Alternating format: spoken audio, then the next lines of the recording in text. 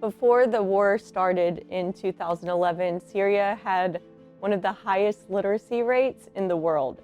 And so as the war has been going on for 12 years, a lot of children, a high percentage of children have had no access to education.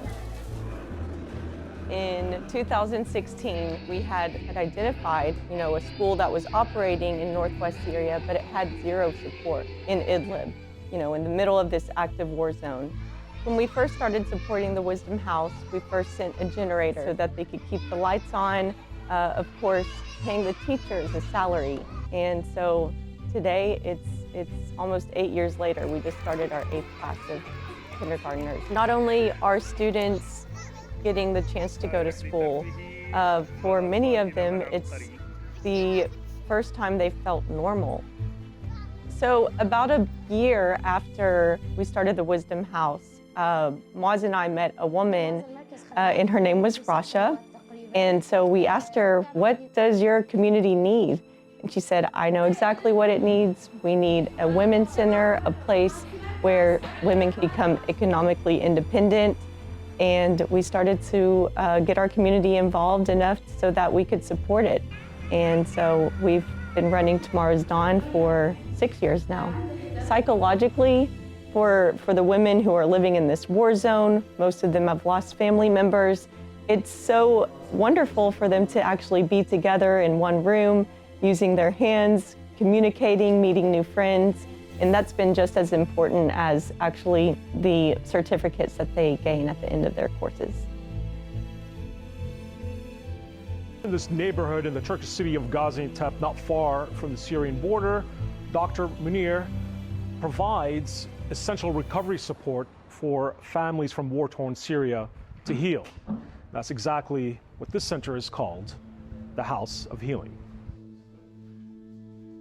The House of Healing is a home away from home for internally displaced Syrians with critical medical conditions who are allowed temporarily into Turkey while they receive treatment.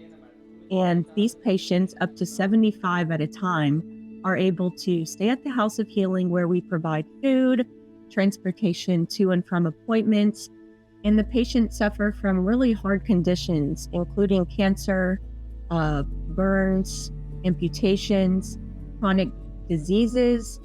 These patients are unable to get the treatment they need inside Syria because hospitals and medical workers have been continuously targeted and bombed. Just this last year, the amazing staff at the House of Healing started hosting education courses for the children, and many of them have never had school, or they haven't been able to go to school because of their disability. These kids love their school. They've gained confidence and never miss a class. A donor visiting the House of Healing last year also saw the kids learning, but they were sitting on the ground, and he said, I want to get them desks. And so the next day, 30 desks arrived at the House of Healing, and now it's a real classroom.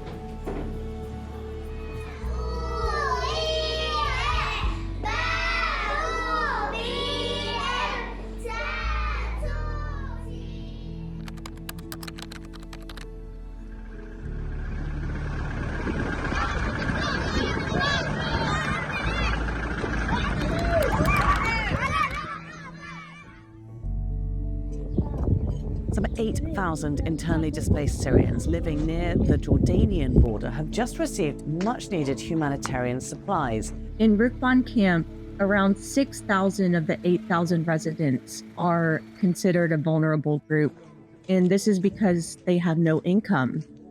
There are no doctors in the camp, and residents have little access to medical assistance.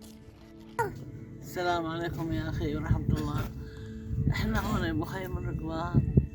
والله الحال تعبان شوي باعتبار إحنا مريضين وما في دكتور يلي يعرف حالتنا. الله وكيلك إحنا مريضين وما بنعرف شو بينا. SETF started the Hope Pharmacy a few years ago, providing almost 80% of the camp with their basic medical needs, including antibiotics, medicine for diabetes, baby milk, and a lot of the babies are suffering from malnutrition and adult diapers.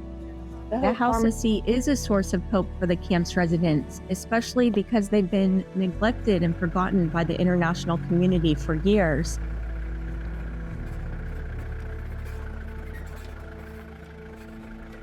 SETF's humanitarian programs have allowed us to connect with people directly on the ground, and they've fostered friendships with students and communities around the world who get to know the resilient Syrian people who just want a normal life like the rest of the world. They've inspired us, and they should inspire all of us.